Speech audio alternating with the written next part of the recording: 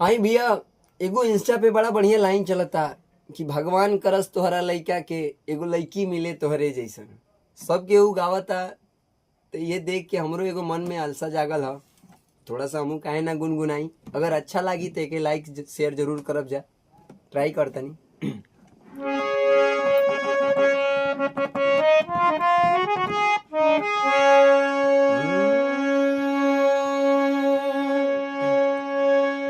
कि भगवान करस तोहरा लइका के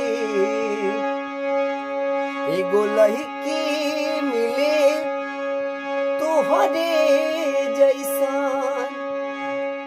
हरे भगवान करस तोहरा लइका के एगो लइकी मिले तोहरे जैसन। कि शायद तब तोहरा हरे पता चली मोहब्बत के दर्द होला कैसन। भगवान करस तोहरा लइका के एगो लइकी मिले